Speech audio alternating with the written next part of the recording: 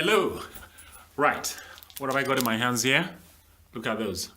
These are condoms, as you can tell. Now, the question I'm being asked is whether condom snorting is safe. Should you participate in the ongoing male condom snorting challenge? My answer is coming up next, so stick around. In a world awash with danger and stress, the one thing you mustn't ignore is your health. No ifs, no buts. Hop on the driving seat and take absolute control of your health with a little help from a friend. Please welcome Dr. Joe. Hello, welcome back. I'm Dr. Joe of the drjoe.com.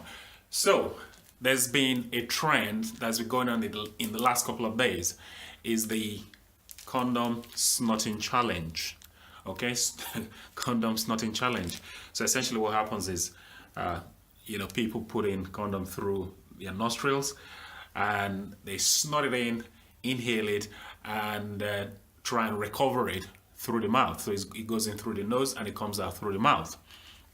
Now, that's okay if you are successful doing it. And for the most part, a lot of the times, you will be successful. Now, we got to ask the question, first of all, why are people doing this?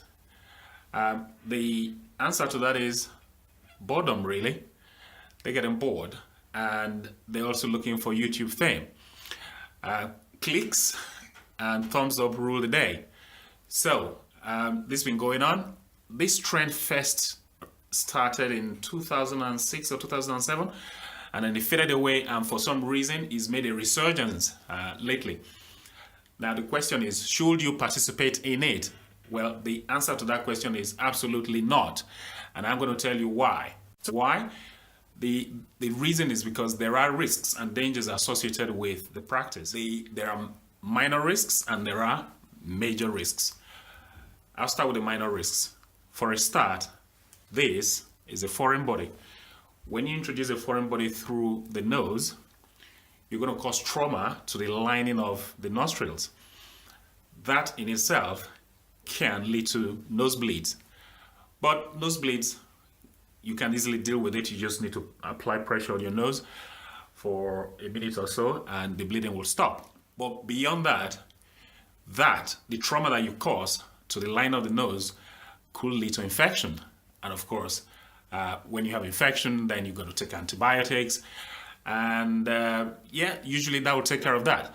So those are the minor reasons why you shouldn't, or the minor risks why you shouldn't actually embark on this so-called, silly male condom snorting challenge. Beyond that, you've got major risks. And those are the risks that actually concern me.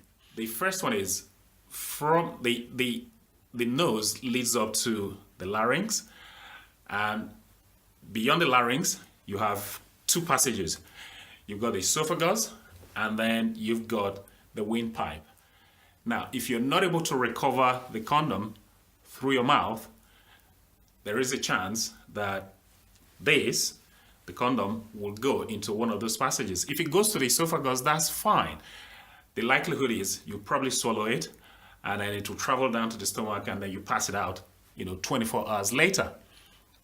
But what happens when it goes onto the other passage?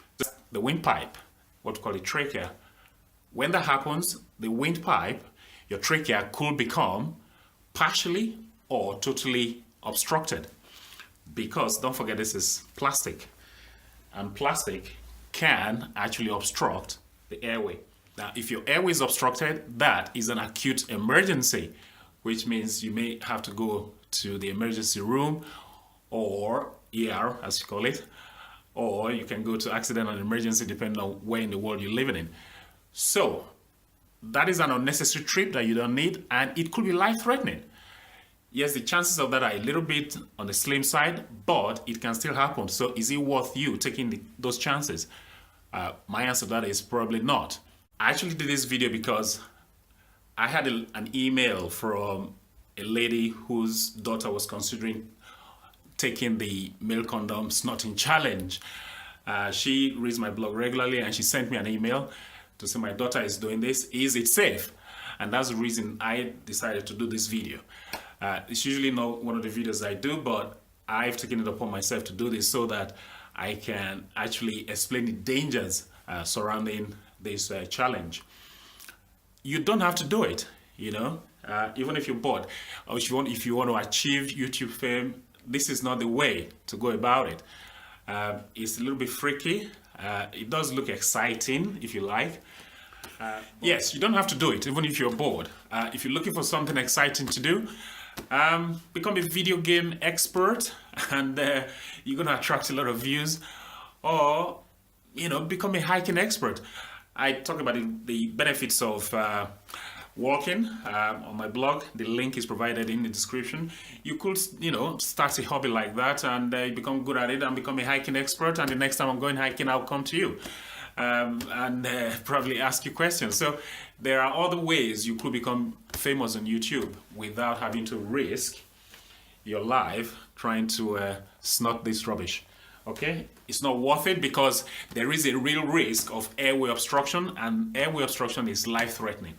That's the reason I wouldn't advise it. Okay, even if you escape the other risks, you know, that airway obstruction is too major for you to want to toy with the idea. Okay, because you never know how it would end. So that's the end of this video.